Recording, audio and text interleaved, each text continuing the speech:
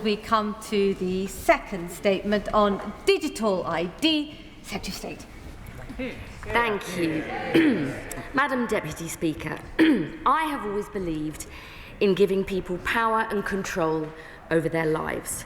Control over the public services they use, how they access childcare, benefits and housing support. Control over their data and who sees it. And control over the choices they make to rent or buy a home, apply for a job, open a bank account, and much more besides. In the age of the smartphone, we can take this control quite literally into our own hands. But too often, it feels like we're at the mercy of a system that doesn't work for us as well as it should. One with endless form filling and bureaucracy just to prove who you are, where you might need your passport to apply for a job, your national insurance number to pay tax, your driving licence to buy a pint or a glass of wine, if you're lucky enough to be asked. And most frustratingly of all, you might have to rummage around in a drawer looking for an old electricity bill just to open a bank account or join the library or enrol your children in school. It's time to fix this, to put power back in people's hands, to get more out of our public services and to bring the UK into the modern age. Madam Deputy Speaker, there are 3 reasons why we want to introduce a new free digital ID available to all UK citizens and legal residents above the age of 16. First, it's about giving people greater agency over their lives. In over 15 years as a local MP, I think I've lost count of the number of people who've come to me because they have struggled to get the public services they need or had to battle for support from different parts of the welfare state. I'm sure many honourable members will know this is a frustratingly similar story. They're passed from one person to another, asked to repeat their story and provide basic information time and time again, that they're made to fit into a system rather than the system working for them, which ultimately leaves them feeling like they're a number on a list, not a human being with a life. Bringing in a new digital ID is about far more than replacing numerous bits of paper just to prove who you are. It's about changing the way the state interacts with its citizens through what I like to see as a new digital key that unlocks better, more joined up and effective public services which actually talk to one another and fit around you. In building our new system, we will learn from the experiences of other countries, some of whom have had digital ID for over 20 years. Many show us just how transformative this can be. In Denmark, a graduate applying for jobs only has to log into a portal once, and their ID automatically links to their school records, saving them retyping their qualifications each time. In Finland, a parent can go online to register their children for daycare without uploading a payslip or putting in their salary, and the site automatically calculates the right fee. And in Estonia, a digital ID means that when you have a baby, you don't have to go to a local office to register the birth or sign up for childcare benefits or apply for nursery places. It happens automatically from day one in the hospital, so parents are free to focus on what matters most. Digital ID has the potential to empower millions of people like this right here in the UK with quick, effective, seamless and secure integration between different government systems. We know that the Tell Us Once service makes the process of registering a death more straightforward, but we shouldn't have to wait till the end of someone's life to offer them joined up personalised support. So our new system will help modernise government services to fit around people's lives rather than forcing them to fit into the system. The second reason for introducing digital ID is to offer greater security and actually greater control over your own data.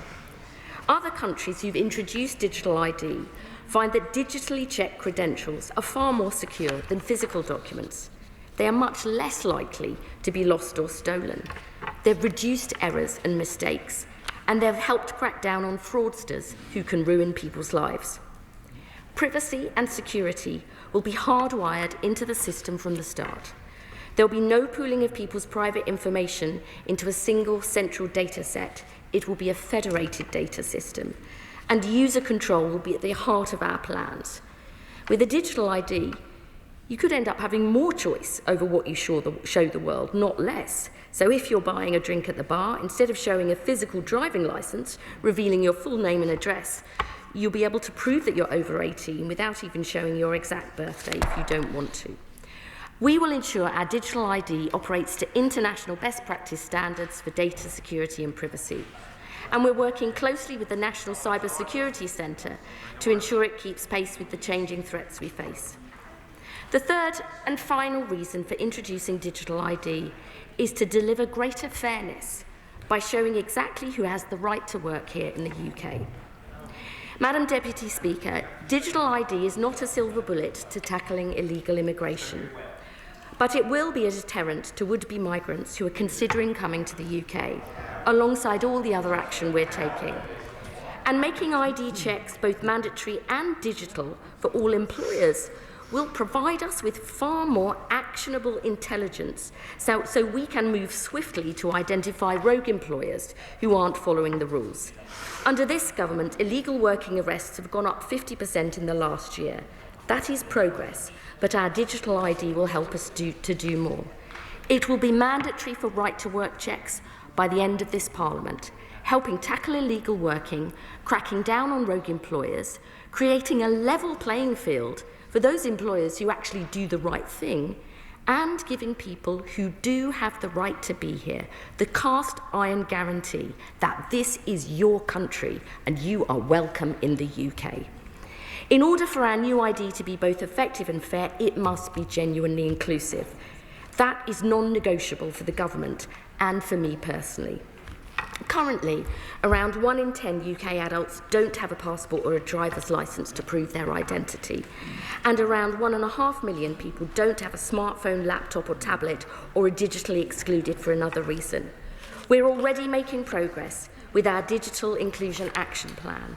We'll continue to work closely with all the relevant organisations to understand the barriers to inclusion, how they can be overcome, so we bring everyone into the system. I want to hear directly from honourable members across the House about these matters, and from those in the digital identity sector who've got so much experience to learn from. We'll consider physical alternatives to the virtual document and face-to-face support for those who need it, like the 5% of UK households who don't have home internet access. But ultimately, we want Britain to be a country where everybody has digital skills and access to be part of the modern world, including through our new digital ID to unlock more effective services and support. In conclusion, Madam Deputy Speaker, we will launch a full consultation on our plans by the end of this year, including with parliamentarians, the devolved administrations and members of the public. Legislation informed by this process will follow shortly afterwards. I know there are many questions honourable members will have, and I really look forward to taking them. But let me just say this. 92% of people over 16 already have a smartphone. Many of us already use digital credentials held in our phone wallets, from tickets to events and online banking to storing boarding passes. People should expect the same service from the government. Indeed, we should be criticised if we weren't modernising our services to make them more easier and more convenient for the public. Years from now, when we look back, I believe having your ID on your phone will feel like second nature, putting more power directly into people's hands, giving them more control over how they interact with government and a whole range of services. That is something worth striving for, and I commend this statement to the House. I call the Shadow Secretary of State, Julia Lopez. Thank you, Madam Deputy Speaker. Now, nearly 3 weeks ago, the Prime Minister unveiled a plan for mandatory digital identity that will fundamentally shift the balance of power between citizen and state. And he didn't announce it here in this House, but at a love-in of the progressive left, sponsored by Labour Together and haunted by the ghosts of Tony Blair. The justification was his own catastrophic failure on migration. He knows it won't stop the boats, and when Brits are forced to have ID as illegal migration continues unabated, it will simply confirm fears of a two-tier society, fueling the division and conspiracy theories that he so arrogantly claims that he is the antidote to. What a cynical mess. Can the Secretary of State set out how this scheme will identify illegal migrants working in the black economy when their gang masters are experts at avoiding any state interaction? She's rather slinked away from these key points, and in her wonderfully innocuous statement about making it easier to join libraries. We have in the official press release this glorious piece of doublethink. It will not be compulsory to obtain a digital identity, but it will be mandatory for some applications. When employment itself requires government-issued identity, you cannot meaningfully consent, Madam Deputy Speaker, unless, of course, you never want to work. And here is the fundamental issue. In a free society, the burden of proof has always rested with government to justify its actions to earn our trust. But mandatory digital identity reverses that. And while today the scheme focuses on work checks, Labour says it wants to extend this type of mandate into more areas of our lives. So can the Minister tell us which areas and where does it stop? Because I understand even 13-year-olds are now being considered. What about those without digital access? Labour has deprioritised gigabit rollout and published a very worthy digital inclusion action plan without any action. The Prime Minister points to Estonia and India as models that we should seek to replicate, despite serious cyber vulnerabilities. The UK's own sign-on system was breached during red team testing this very March. When 2.8 million people petitioned against the plan, the government assured them it would adhere to the highest security standards. So can she confirm to us here today that the system on which her mandatory ID will be built already meets those standards and that the NCSC will publicly back her up? This crafty scheme was not in Labour's manifesto. Even the Cabinet thinks this whole thing is a fantasy. The Secretary of State cannot even bring herself to tweet about it. Why does the Prime Minister keep handing her his steaming messes to scoop up? The migration argument having totally bombed, the migration argument is totally bombed, and you heard it here today. She and the Prime Minister are now reframing this whole thing as the route to better online services. No more rifling around utility bills. Her whole statement today, not an ID you hear today, not an ID, a key. But they are deliberately conflating two very different things. Better, more convenient online services were already coming in. We already had right to work and rent checks, convenient DBS checks, driving licence renewals, all designed with choice, consent and privacy in mind. Paper options retained, nobody forced down the digital route, and trust as the key. Private identity providers enabled. This is not about Luddites versus modernisers. This is about the fact that Labour cannot resist its big, fat socialist dreams. Centralised databases, state mandations, big money, the exclusion of private sector expertise. Why create this honeypot for hackers? How much is this going to cost? And why should we trust Labour to be the verifier of someone's identity when during the Data Act's passage they would not even commit to recording someone's sex accurately? Let me be clear, Conservatives oppose mandatory digital identity. In principle, in practice. If we believed it was necessary, we'd have introduced it in government, but we chose not to because you can deliver better online services without resorting to a costly, controlling, complex and risky system. This is a cynical distraction from a desperate Prime Minister. He wants people to believe mandatory ID will fix his migration mess, but it will not. Channel crossings will continue until he introduces a real deterrent, but he hasn't got the guts to take on the lawfare industry that made him. We believe that government should empower citizens, not the other way round. That government should earn citizens' trust, not the other way round. Only those entitled to benefit should receive them. Those with no right to be here must leave. But these imperatives are not best delivered by controlling British people instead of those who don't play by the rules. The government that promised to tread lightly on our lives has got its boots out. Will the Secretary of State now kill this plan rather than be the sacrificial lamb for another of this Prime Minister's grubby mistakes? State? Well, Madam Deputy Speaker, that is definitely the first time I've been called a big fat socialist.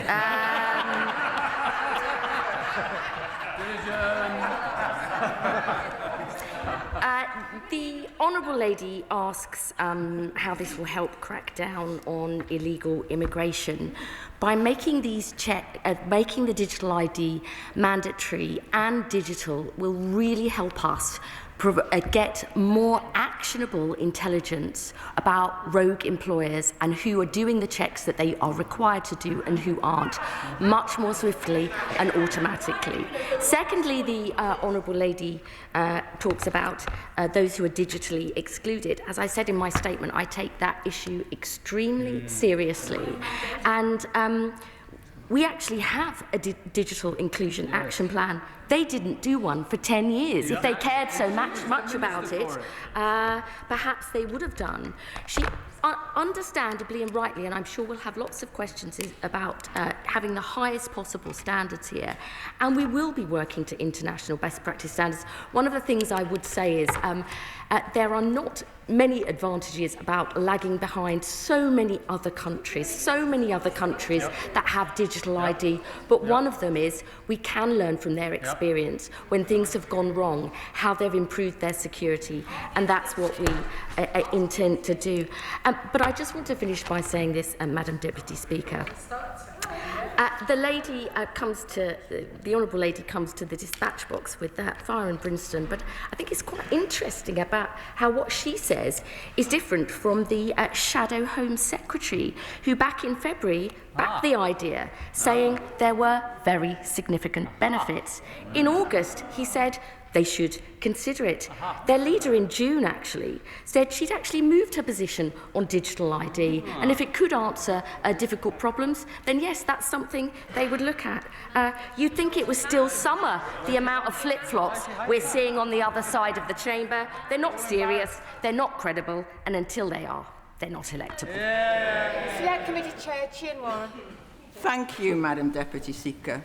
The Secretary of State is absolutely right to champion access to a consistent, trusted digital ID. All of us online have digital IDs aplenty already: Facebook, TikTok, HMRC, Tesco's. So she is right to bring the benefits of one digital ID to my constituents. But making digital ID mandatory for everyone seeking work is poking a stick in the eye of all those with security, privacy and/or government capacity concerns. Concerns my committee will be examining as part of our work on digital government. For now, though, could she firstly confirm that people will be in control of their digital ID data and who accesses it, and secondly say whether it will be procured externally from the private sector or developed in-house by government digital services? Thank my honourable friend for her question. She's right to raise these very important issues about security, and people rightly concerned about the security of their data. That's why that will be at the heart of our consultation. But in answer to her specific questions, yes, people will control who sees and accesses their data, and we absolutely expect this to be designed and built within government, building on the one login. Liberal Democrat spokesperson Victoria Collins. Thank you, Madam Deputy Speaker. And I thank the Secretary of State for advance sight of this statement, but quite frankly, I'm disappointed that this is how we start the conversation on digital ID in Parliament. We Liberal Democrats believe that freedoms belong to citizens by right, and yet the government's plans for digital ID for every single working person risk eroding the hard-won freedom to control the way we live our lives. They risk excluding millions of vulnerable people from their own society, and they risk wasting billions in public money chasing expensive solutions that won't work. It is yet again a gimmick to tackle irregular migration, something I'd hoped was reserved for the Conservatives. Yet again, by eroding public trust with these rushed, retrofitted policies, the government have squandered an opportunity to use technology to improve public service by bringing people with them. And all of this was announced weeks before it could be scrutinised by Parliament for a scheme that will impact every single working person in the UK. Any claims from this government that this is non-compulsory compulsory and give agency are poppycock in reality. As a requirement for the right to work, it is mandatory ID in all but name, and even the Secretary of State said it just now. Where is the choice in that? Last week, the Foreign Secretary proposed issuing digital IDs for teenagers. This is clear government mission creep, and it's dangerous. Liberals have always stood up against the concentrations of power, and for good reason. We've seen the government's abject failure to secure people's data before. Ask the victims of legal aid agency data breach or armed forces personnel who are victims of the MOD data breach, whether they have faith in the government to keep their most personal data secure. So I ask the government, how can the public have trust in them to manage a system that will manage the data of almost the entire population? And for the 8.5 million people without foundational digital skills, like my constituent Julie, who doesn't own a smartphone and is fearful of being excluded from employment, from healthcare and from other essential services, can the Minister commit to publishing an impact assessment and come forward with a plan to reduce the risk of further marginalisation? All of these serious concerns, from privacy to exclusion, come at a staggering cost. This scheme will cost the taxpayer billions, money that will be wasted on a system doing little to tackle the government's stated aims of immigration enforcement. Meanwhile, our public services are crumbling. So finally, I ask the Minister, how much taxpayer money is the government prepared to waste on this scheme for which they have no mandate and no public support before they admit it does not work? Thank you. I'll try and keep this brief, Madam Deputy Speaker. As I said in my statement, he raises a number of different issues there. On digital exclusion, we have a digital inclusion action plan. We are going to be spending £9.5 million in local areas to help people who are currently excluded get online. We will be publishing a full consultation on this. I'm sure she will feed her views in. It's interesting that her leader said last month, if a UK system was about giving individuals power to access public services, I could be in favour. So I hope they actually drop this partisan approach, work with us to deliver. And I would say to her, and to many honourable members, many other countries have digital ID systems. The EU is rolling out a digital ID systems in all member states. I know this lot don't like it. So I think we need to keep a little bit of perspective. We have two select committee statements and a substantial debate later on this evening, so this will have to conclude in 45 minutes. I ask colleagues to keep their questions short and the Minister to keep their responses even shorter and on point. I call Joe White. Thank you, Speaker. Just over a month ago, I visited Tallinn in Estonia and to understand why digital ID is so popular with the old and the young and those who you define as the digitally excluded. And they told me it's because they have control over their data that's held by the state. Right. Yeah. They can see it, who has accessed it, and who else can see it. Yeah, that's right. But what was critical, they're a state where Russia is on their borders. They have confidence, they have absolute control over their data security. I believe that there are lessons that we can learn. In the UK, my constituents want to know who is in this country, who is in this country, who is legally entitled to use our public services, and who is entitled to work here. Does the Minister agree that we need to learn from countries like Estonia and Denmark on these matters? Yeah. Secretary of State. Yes, I do, and I think she's also right to say citizens of this country rightly want to know who has a right to be here, who has a right to work here, and I think that's a very important principle. Bradley Thomas. Thank you, Madam Deputy Speaker. Well, I'm wholly opposed to this, and I know that so many of my constituents are. Whilst the government has talked about so-called economic benefits around accessing services and digitalising how we interact with government, my constituents are concerned about impingement on liberty and shifting relationship between the individual and the state. The state must always be accountable to the individual. So can the Minister rule out that this system will never be a system by which the government can track location, that it cannot track consumer spending habits, and that it will not track social media activity? Yes. Creasy. Thank you, Madam Deputy Speaker, and I appreciate the Secretary of State setting out the ambitions the government has. I do feel I have to pick her up on something, though, because she said this would be free. Ultimately, the taxpayer will have to pay for it.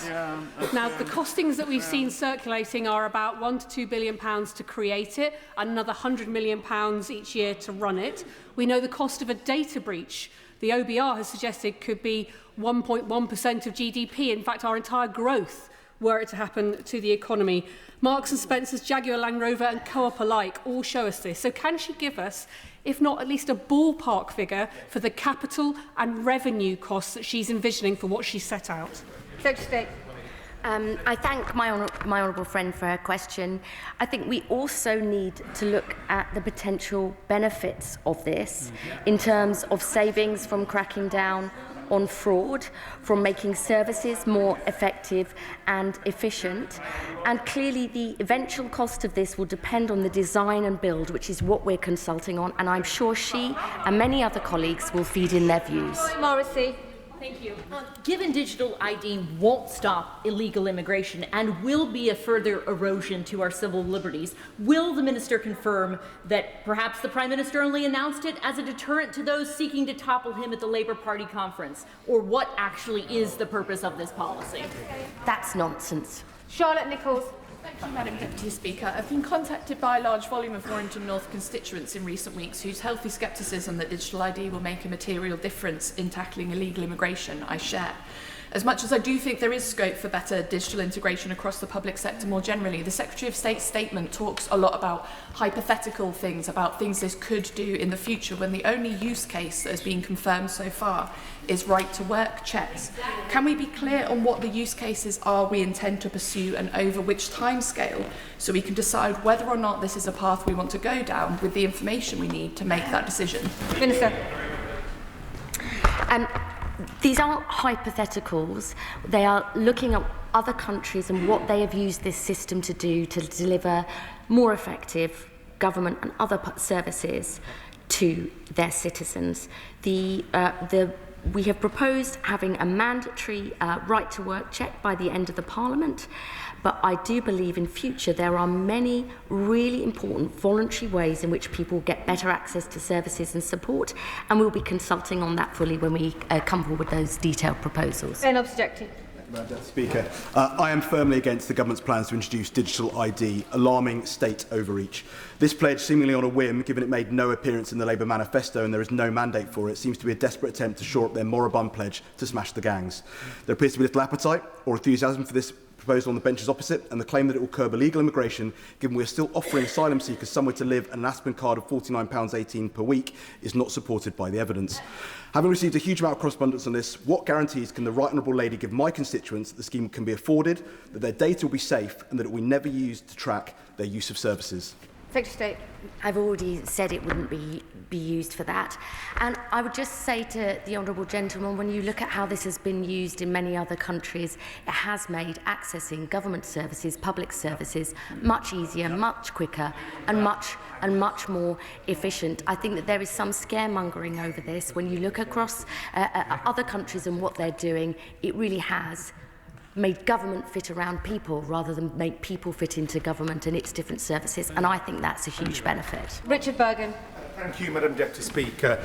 Given the serious threats that digital ID poses to civil liberties, our data security and the risk of data being handed over to US tech giants, I'm firmly opposed to digital ID. However, isn't it also a real big waste of money, and shouldn't the government be instead focusing on what's the number one priority of people across the country, which is tackling the cost of living crisis? And wouldn't the money from this better be pushed into that while safeguarding civil liberties? Minister.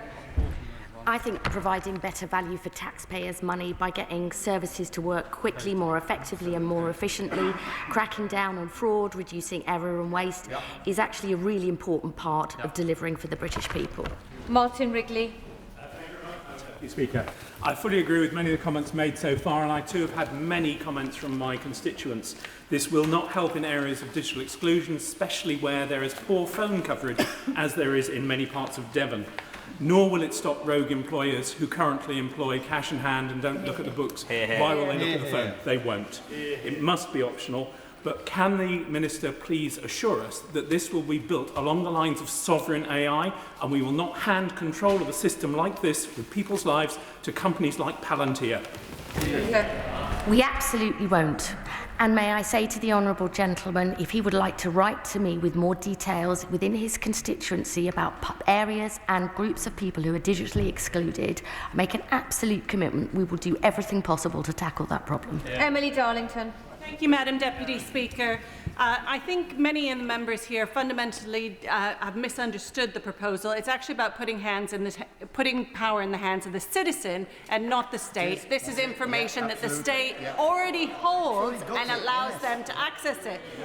On fraud, 11.4 billion is lost in scams last year. 1.8 billion per year is lost due to identity theft. Does the Minister see a role for digital ID and cracking down on the growing problem of fraud and identity theft? Minister. I absolutely do, and one of the points I think we need to make is it is the countries that have introduced this have actually found it helps tackle that it makes it, you can often lose those forms of identity, or they can be used by other people. And I think this will really help tackle that problem, as well as make services more effective and efficient. Francois. Thank you, Mum. I'm completely opposed to digital ID cards as a matter of principle. It was not in the Labour Party manifesto. They have no mandate for it. It's basically a multi-billion-pound gimmick to try and address the fact that small motor rolls are up a third since they came to power. They haven't got the faintest clue of how to stop them. So can I ask two very specific questions of the Minister? One, how much, even approximately, will it cost to bring this system in, even as a ballpark figure? And secondly, if it is to be mandatory, which would be completely wrong, what will be the penalty for a citizen who refuses on principle to have one? I don't know why the honourable gentleman thinks you shouldn't be required to prove that you have a right to work in this country.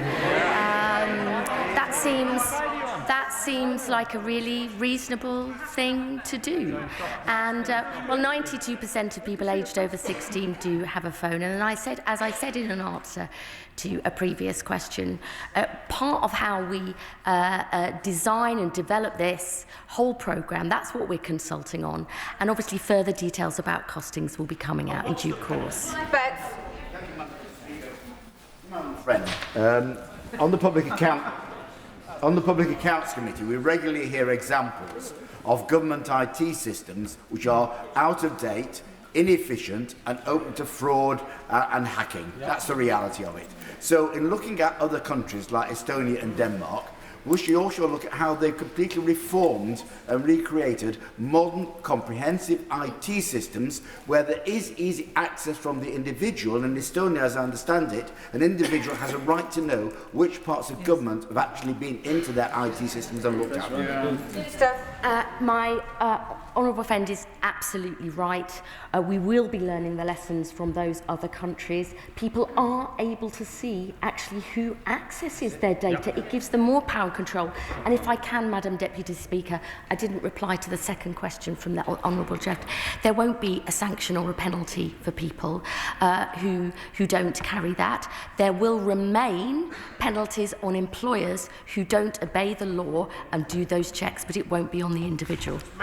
Sean Berry.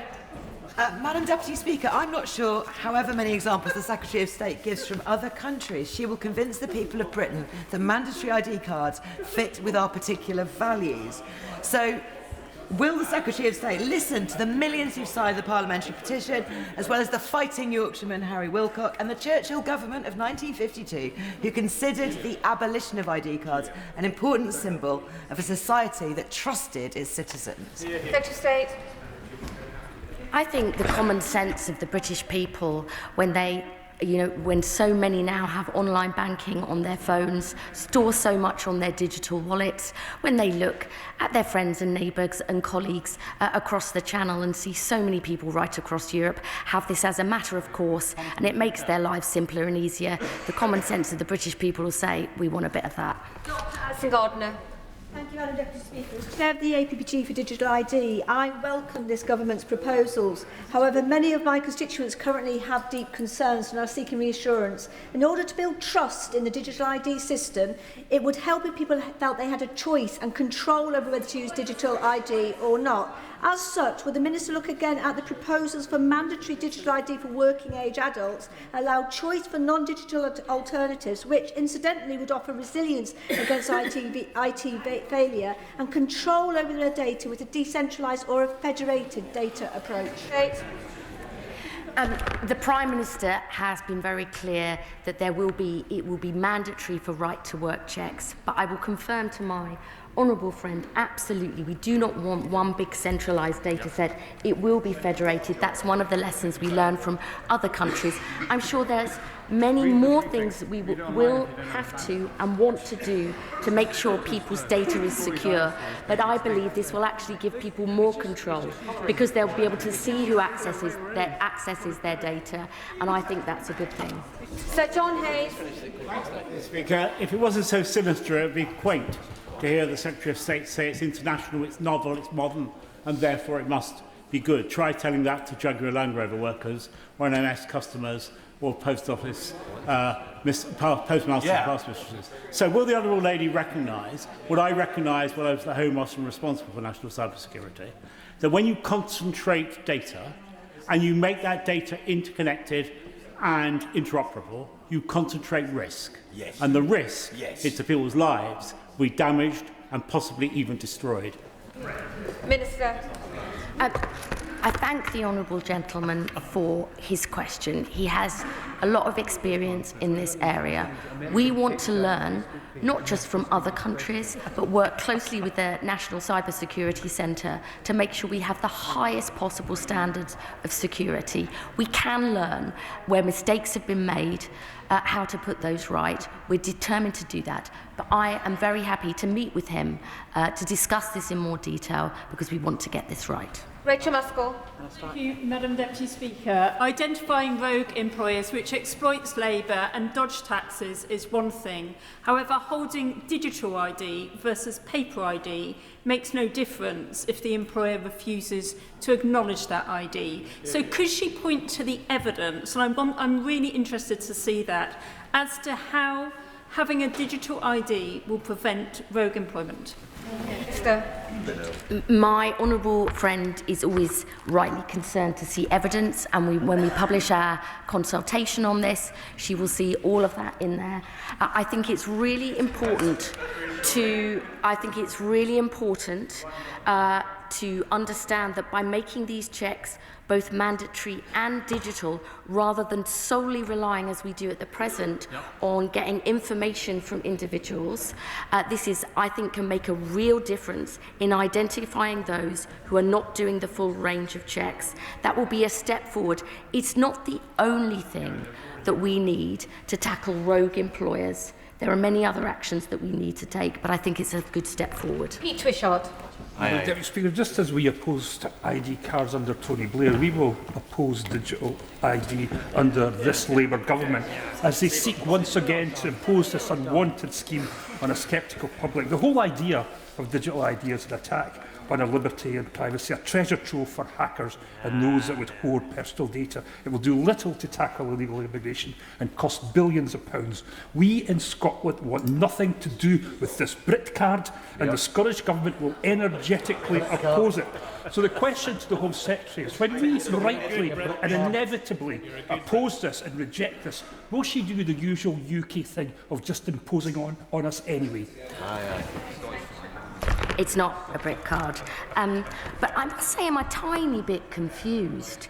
In March 2021, the Scottish Government published A Changing Nation, How Scotland Will Thrive in a Digital World. and it included plans, and I quote, to introduce a digital identity service for users to prove who they are and that they are eligible for a service. He better make up his mind. Nadia Whittam, after which I will call Steve Darling. Nadia Whittam.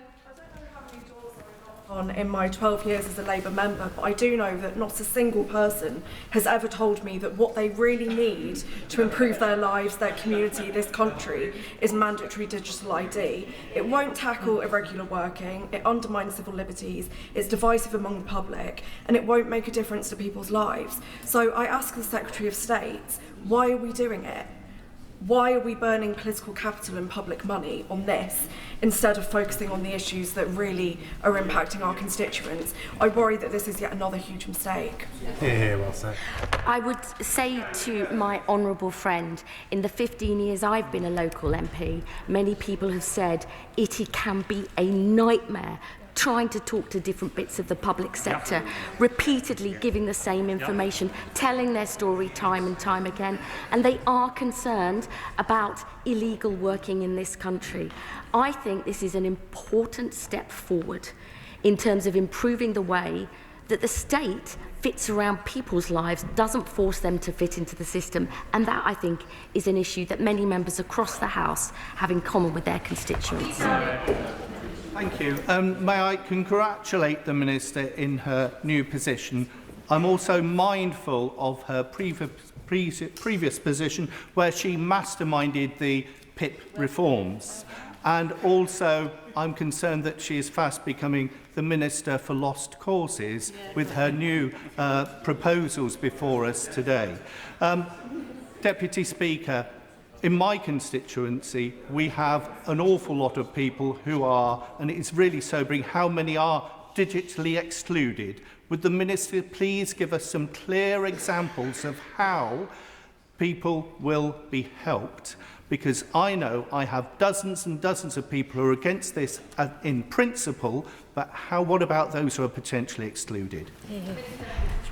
We have a £9.5 million digital inclusion fund, which will support local organisations with grants from between £25,000 and £500,000 to help specific groups of people who are currently digitally excluded to make sure that they can get the benefits of all manner of different private and public sector services that are available online. We'll be announcing those, the results of the application process shortly, but as always, I am happy to meet the honourable gentleman for him to tell me about the specific issues in his constituency, and if we need to do more to make sure everybody is digitally included in this country, we will act. Thank you, Madam Deputy Speaker. Well, here we go again, 15 years after the Conservatives abolished it.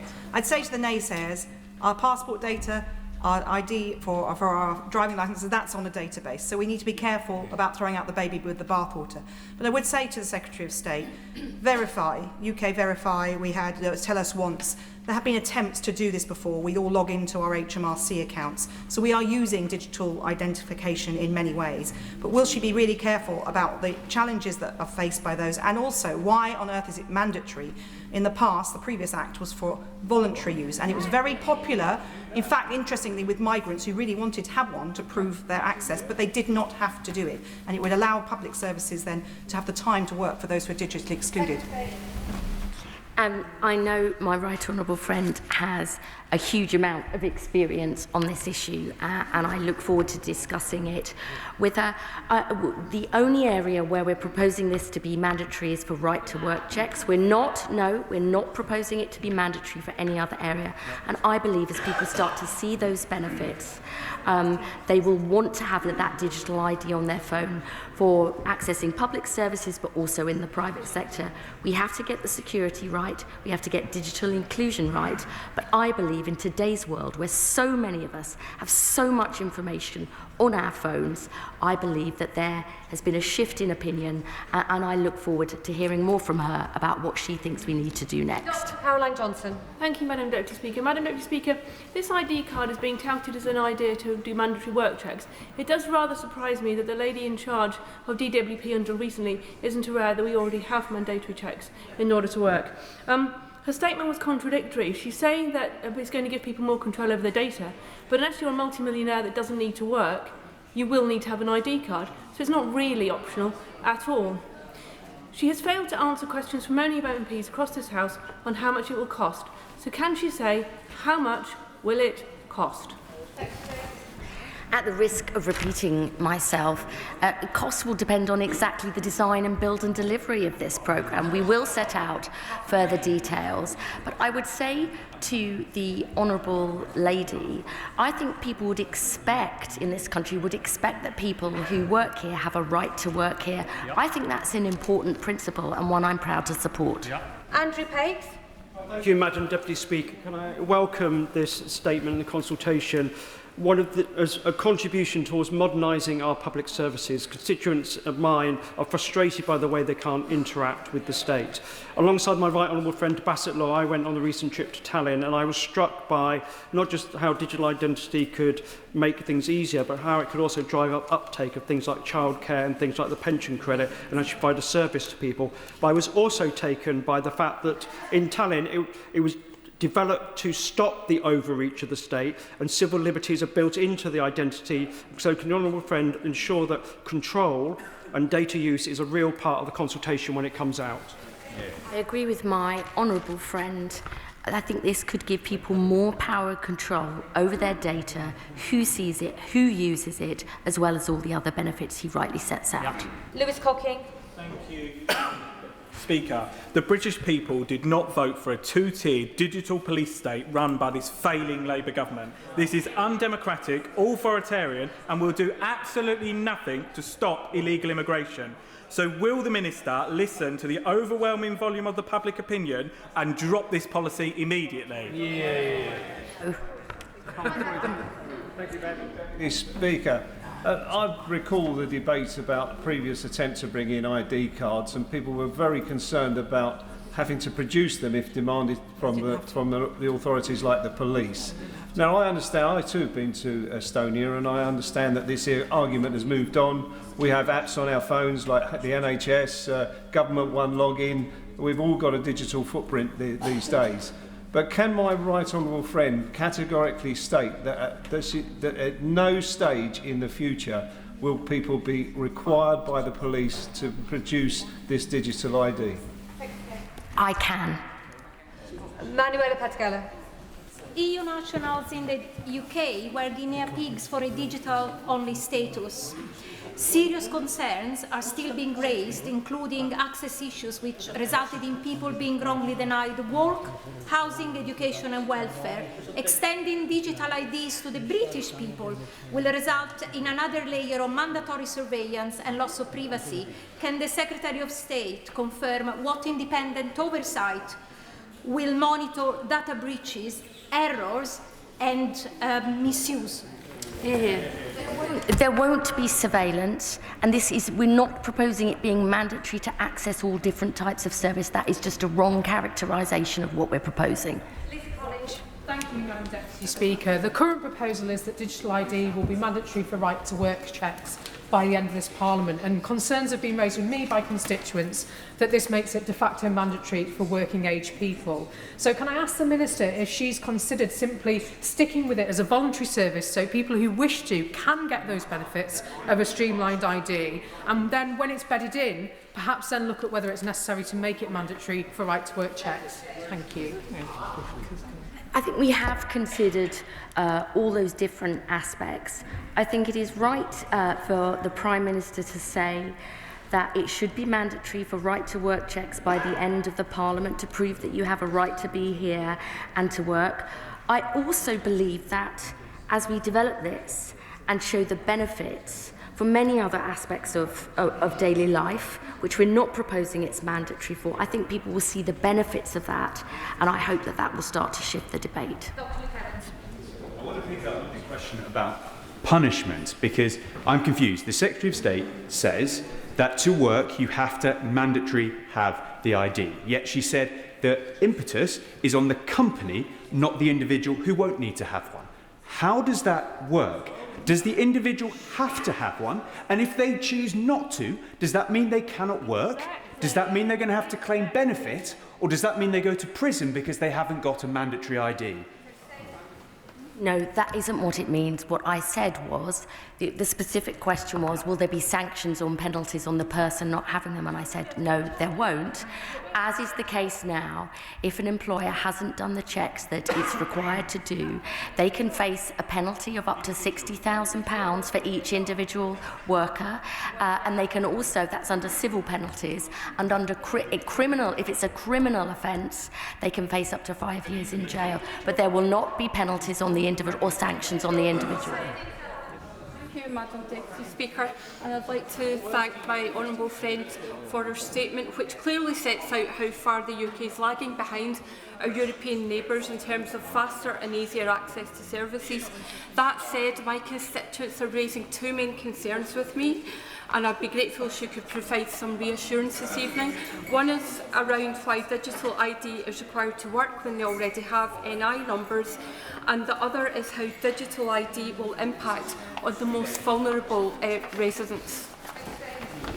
I think she's absolutely, I hope that I have explained why it needs to be mandatory for right to work checks and the benefits of that, for help as one part of a tool of different things to crack down on illegal immigration, making sure that vulnerable people, those who do not have access, who do not have smartphones or tablets or the skills, that is extremely important to me.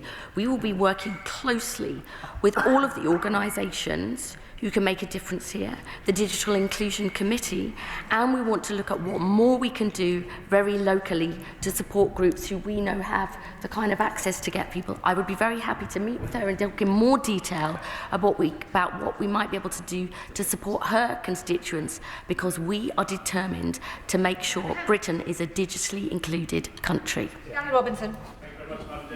Through the Secretary of State, can I thank the Minister to her left, who was in Belfast last week and engaged with the Minister of Communities in the Northern Ireland Executive. He will know, and she should know, that our principled and practical objections to this proposal from 20 years ago remain to this day. But she will also know that since announcement there have been many fanciful and facile comments in Northern Ireland that suggest this proposal would be in breach of the Belfast Agreement.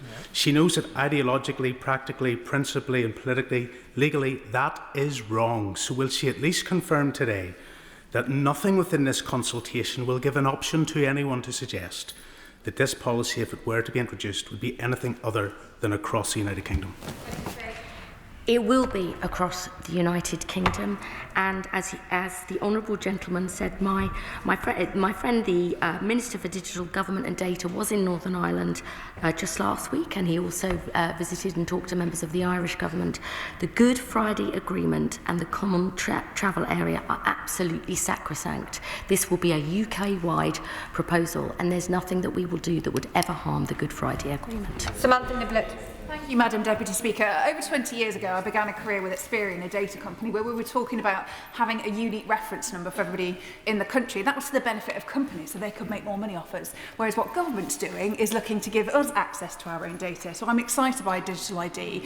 But I did ask my constituents what they think on a Facebook post. And I had over 400 responses, really kind and considered. Sorry. I'm on my feet. Seated. Question. Question is, with the fors and against all taken into account and trust in politicians and politics at an all-time low at the moment, what assurances can she give me that she will work with me to ensure that my constituents don't feel like this is being done to them but being done with them? I'm sure my honourable friend will send me the results of her survey. I will look through it in detail. I believe that if you can show people that government is changing, it is working around them, meeting their needs and concerns, that is one of the ways in which we build trust, and that's what we're determined to do. Maguire. Thank you, Madam Deputy Speaker. My constituents in North Cornwall have been crystal clear with me. They do not want a mandatory digital ID forced upon them. It marks a clear erosion of their civil liberties. And let's face it, the government's track record of data security is poor, to say the least. Many in my constituency don't have phone signal or Wi-Fi, and it's set to cost between £1 to £2 billion to roll it out, 4 times what the government plans to save from the family farm tax. Please, Minister, learn the lessons from the welfare bill, listen to your backbenchers, and don't waste this colossal amount of taxpayer money. I don't really know what the question was there. Darren Paffy. Madam Deputy Speaker, and can I thank my right honourable friend for the statement and her comments on digital inclusion. Can she say a bit more about how that inclusion strategy might address some of the challenges faced by care experienced young people and care leavers? And will she guarantee that the priority will be in bringing together and integrating those public services and support that they're entitled to, where too often they fall between the cracks of those very services? Absolutely, this is one of the issues that has been already raised with me directly, along with people who are homeless, with women who may be fleeing for domestic violence, as well as people who don't have access to broadband and a whole range of issues. We will be working closely with the groups who work with with care leavers, but we will want to obviously talk to them ourselves. I'm more than happy to follow up that conversation with the honourable gentleman. Dr. Andrew Morrison. Madam Deputy Speaker, why does the Minister think that a staggering 3 million people have already signed a petition against her expensive and intrusive plans? Does she perhaps think that those people wanted to get on with fixing things that matter to them, like illegal immigration and smashing the gangs, which this will do nothing to fix, as the construction of her speech seemed to suggest she understands? And will she instead spend her time trying to sort things that really matter to people, not trying to create problems to which there is no obvious solution? At the risk of repeating myself, I think that trying to get government services to talk to one another and to work more effectively is what people want. Yep. But he raised the issue of action on illegal immigration, and our Home Secretary has made clear that she'll do whatever it takes to secure our borders. Well, somebody asked, how's it going? Removals are up to 35,000. Returns of foreign national offenders is up 14%. We've taken the first step in our French returns deal, and we're investing an extra 100 million to boost our border security. There's much more to do. I think this is one of the tools to do it, but I believe it is possible for government to tackle illegal immigration and transform our public services and give people greater control over their data. His government didn't, but this government does. 31% of the children in Wales live in poverty, and 25% of the households in Wales are in fuel poverty. Given the scale of the crisis facing people, does the Minister honestly believe that an intrusive and unpopular digital ID system should be a priority? Tackling child poverty is also a priority, as you'll see when we produce our strategy. Blake Stevenson.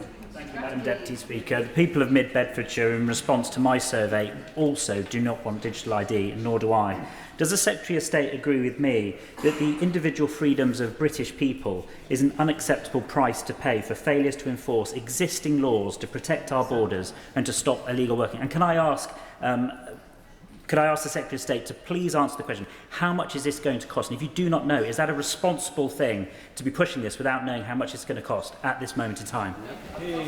How much this costs depends on exactly how we design and build this.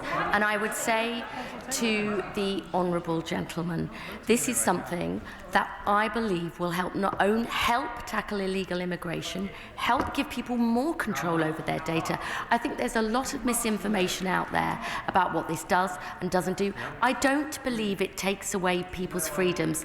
I don't believe people in Estonia, in Denmark, in Australia, in France and many other countries believes it takes away their freedom either. Iqbal Mohammed. Thank you, Madam Deputy Speaker. As has been mentioned, this is the 4th largest petition that the people of this country have signed, opposing the proposal of the government. I have had nearly 100 emails from my constituents in Dewsbury and Backley opposing this scheme. So will the Secretary of State please commit to documenting every single use case for which this scheme will be used, and also how will these separate islands of automation across government public services will be prepared to take advantage of a single digital ID? All of these details will be set out in the consultation. I'm sure he and his constituents will respond to that. I would just say once again, many other countries do this. They have learnt from experience about security. They have learnt about how you can keep people's data secure. We will learn the lessons from what they've done, and I look forward to his response to the consultation. Richard Ford. Thank you, Madam Deputy Speaker. I've been contacted by a contractor who worked on the last Labour government's ID card scheme. He wrote to me that, quote, it was a massive waste of money and suggested that it could be like writing Fujitsu a blank cheque. What sum is the government setting aside for that cheque to the contractor to pay for the development of digital ID? He may not have heard earlier, but I said this will be designed and built in-house. What? Adnan Hussain. Oh, God. Thank you, Madam Deputy Speaker. Let us be absolutely clear. A national digital ID system creates the infrastructure for surveillance and control, not freedom or efficiency. And in the hands of future governments, it could be weaponised against the most vulnerable communities. Hear, hear. This is not a hypothetical threat. History shows us how identity systems have been used to target the powerless. We do not build tools of authoritarianism and simply hope they are never misused. Will the government listen to the overwhelming public concern? Over 2 million people, many of whom were my constituents. And will the government finally scrap this draconian proposal? Hear, hear, hear. Just think there's a lot of misinformation out there about this. This isn't about surveillance. It's not about a police state. The police won't be able to stop you and require you to show it. In many other countries where this has been used, it has been about making the government and the state more effective and efficient and giving you greater control over your data so you can actually see. And I would just gently say to the honourable gentleman, I don't know if he uses search engines. I don't know if he has any form of online banking on his phone. The world has moved on. I understand there are lots of people who have concerns, but I believe there's a strong case for making this happen, just as has happened in many other countries. Final question, Jim Shannon. Thank you, Madam Deputy Speaker. The Secretary of State, and I respect her greatly, but honestly in this one, I'm afraid I just can't support you whatsoever. And I do that because the opposition to this ID in the United Kingdom is great, but in Northern Ireland, the Labour Party and the government, and the Minister in particular, has managed to unite all the political parties against it. My goodness, you should do more stuff and work in Northern Ireland for us, because if you can get everybody together, we could do things that were never done before. But just to say this, I say this with great respect. This is not about the illegal immigration. This is about the nanny state. The first step on a nicely slippery slope, an imposed restriction by government. And my constituents are saying no. So would the Minister of the Secretary of State reconsider what she's putting forward? Because really, it's going nowhere in Northern Ireland. We do agree on the same football club, but it would appear not on digital ID. My right honourable friend, as he knows, visited Northern Ireland last week, and we will work through all the different institutions. I want to be very, very clear to anybody who's been concerned about this that it's not a Brit card. That is not what we're calling it. We want to ensure that security is built in from the start and privacy, that the Good Friday Agreement is absolutely sacrosanct. I think there are real advantages here that when people see the system that we want and the benefits to their lives, they may reconsider their views. That is the end of the statement on digital ID.